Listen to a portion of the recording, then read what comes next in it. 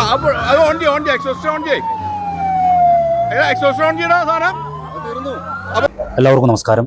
ഒരു അപകട വാർത്തയാണ് ഇപ്പോൾ അറിയിക്കുന്നത്. നമ്മുടെ അതിരപ്പള്ളി റോഡിൽ സിൽവർ സ്റ്റോമിൻ്റെ മുന്നിലുള്ള ഒരു ഡിവൈഡർ കണ്ടിട്ടുണ്ടാവും.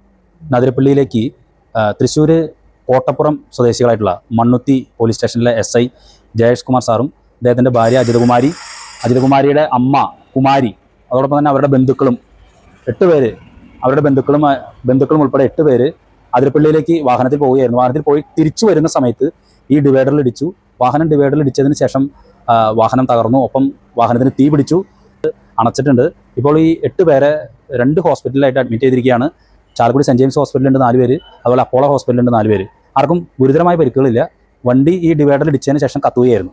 ഇന്ന് വൈകിട്ട് 4 മണിയോടെയാണ് തൃശ്ശൂർ കോട്ടപ്പുറം സ്വദേശിയും മണ്ണുത്തി പോലീസ് സ്റ്റേഷനിലെ SIയുമായ ജയേഷ് കുമാറും കുടുംബവും ബന്ധുക്കളും അതിരപ്പള്ളിയിലേക്ക് വിനോദയാത്രയ്ക്ക് പോയത്. തിരിച്ച് 6:30 തിരിച്ചു വരുമ്പോഴാണ് സിൽവർ സ്റ്റോമിൻ്റെ മുന്നിലുള്ള ഡിവൈഡറിൽ വാഹനമിടിക്കുന്നത്. വാഹനം ഇടിച്ചപ്പോൾ തന്നെ വാഹനത്തിൻ്റെ മുൻഭാഗം പൂർണ്ണമായും തകർന്നു. അതിനുശേഷം തീ പിടിച്ചു. സിൽവർ സ്റ്റോമിലുള്ള അഗ്നിശമന നിയന്ത്രിത മാർഗങ്ങൾ ഉപയോഗിച്ചാണ് തീയണച്ചത്. തുടർന്ന് പരിക്കേറ്റവരെ സെന്റ് ജെയിംസ് ആശുപത്രിയിലേക്കും അപ്പോളോ ഹോസ്പിറ്റലിലേക്കും കൊണ്ടുപോയി.